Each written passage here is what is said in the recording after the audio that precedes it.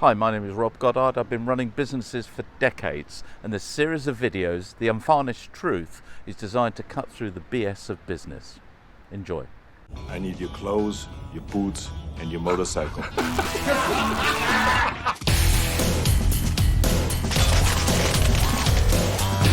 problemo.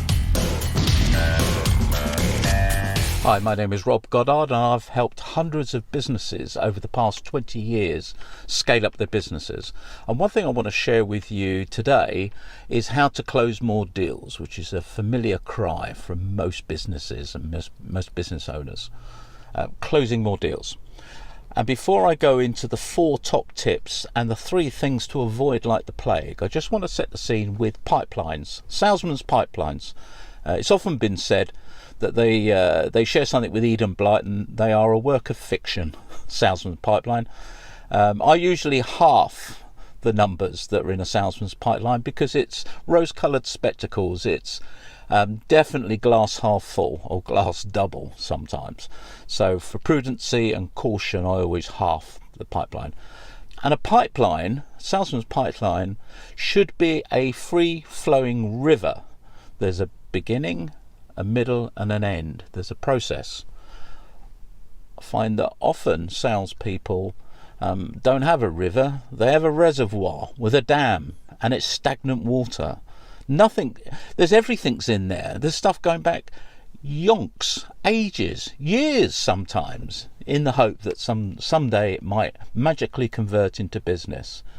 It doesn't. They're slow nose. It needs to be a flow. So 4 top tips as promised. And the secret to closing more deals is to go for the no. Go for the no. So the 4 top tips for going for the no. You've got to know your target audience and then pre-qualify. Don't start jumping in cars, picking up phone calls and start hitting the phones with people that you haven't pre-qualified or you haven't qualified at all, because they're usually going to waste your time, waste your energy and give you false hope.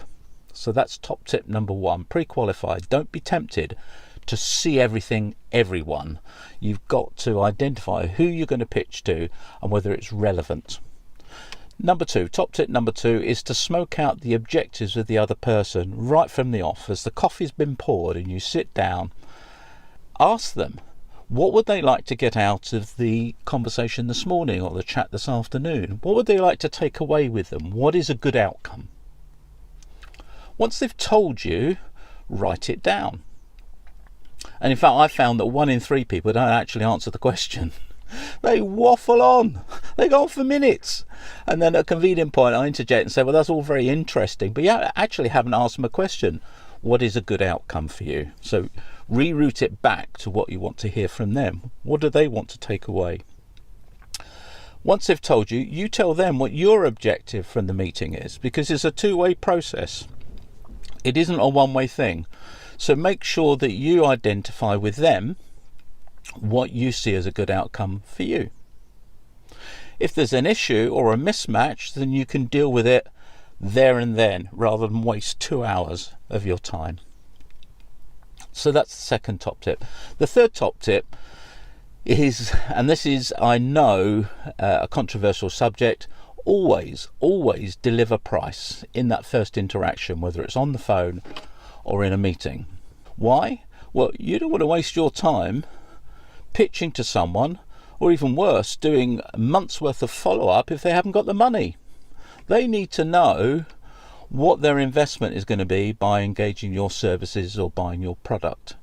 So always deliver price. And if you look at my LinkedIn profile, once you get confident, you see, you'll deliver price really early on, because you want to qualify people out that haven't got the money and can't afford you.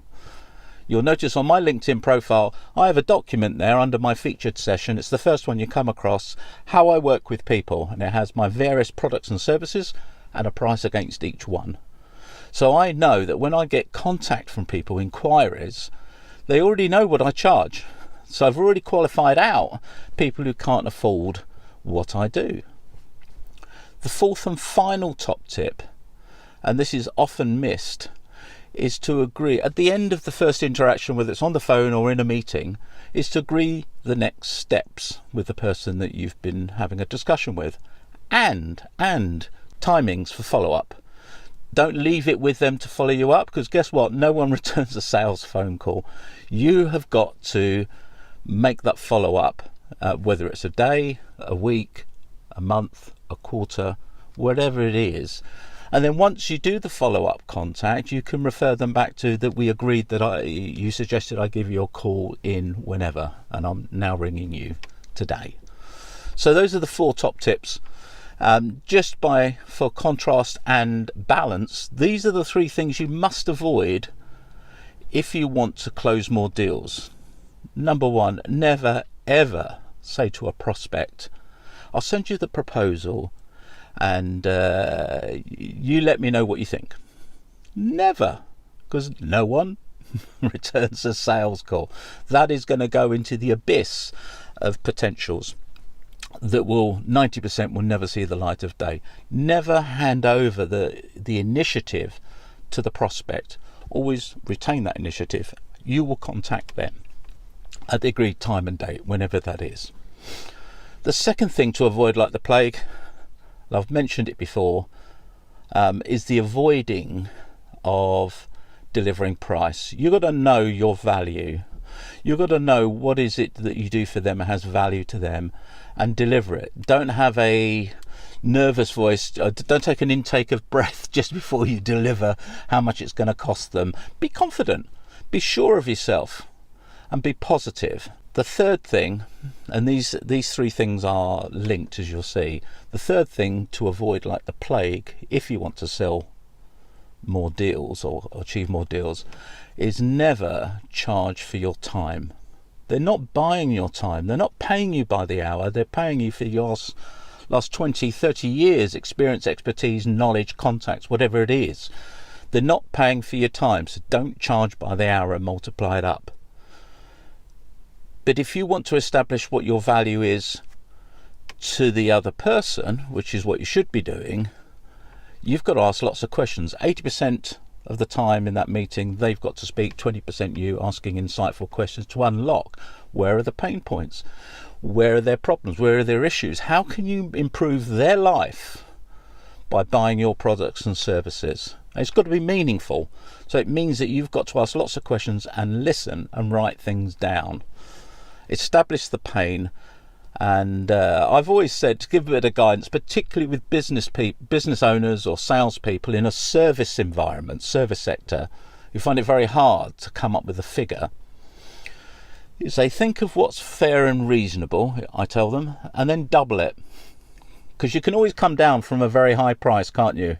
An exchange and a negotiation for immediacy or whatever it is, or in exchange for something else. You can always come down. You can never go up from a low price. Always pitch for more than you think is fair and reasonable. Because I found, and this is a particular disease in the UK, British people undervalue what they can do and what they bring to the table. Don't do it. Charge more than you think is fair and reasonable, and then work with that figure. You never know. Sometimes you get away with it. They will pay you that. In fact, they might have been thinking of paying you more, because their pain and you being able to provide a solution is worth it. The value's there. So there you go. There's a few things. 4 things you must do, 3 things you mustn't do.